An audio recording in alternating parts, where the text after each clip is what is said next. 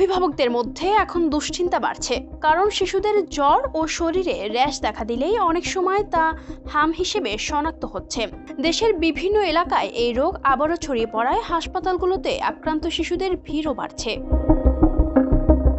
হাম একটি অত্যন্ত সংক্রামক ভাইরাসজনিত রোগ। শুরুতে শিশুর উচ্চ জ্বর, কাশি, নাক দিয়ে পানি পড়া এবং চোখ লাল হয়। এরপর মুখের ভেতর দাগ দেখা দেয় এবং ধীরে ধীরে সারা শরীরে লালচে র্যাশ ছড়িয়ে পড়ে। এটি শুধু সাধারণ অসুখ নয়, বরং শরীরের রোগ প্রতিরোধ ক্ষমতা দুর্বল করে দেয়। ফলে নিউমোনিয়া, ডায়রিয়া, কান পাকা, অপুষ্টি এবং চোখের জটিলতার মতো সমস্যা দেখা দিতে পারে।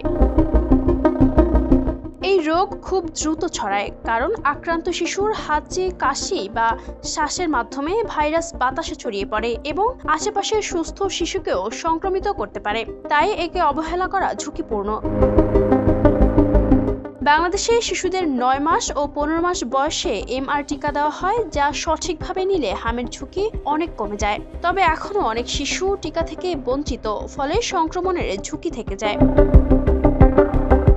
কোনো শিশুর জ্বর ও র্যাশ দেখা দিলে দ্রুত চিকিৎসকের পরামর্শ নিতে হবে। শিশুকে আলাদা রাখতে হবে এবং প্রয়োজন হলে ভিটামিন A দিতে হবে। শ্বাসকষ্ট বা খিঁচুনির মতো লক্ষণ দেখা দিলে দেরি না করে হাসপাতালে নিতে হবে। Ayesha Akter Swarna, Campus Times.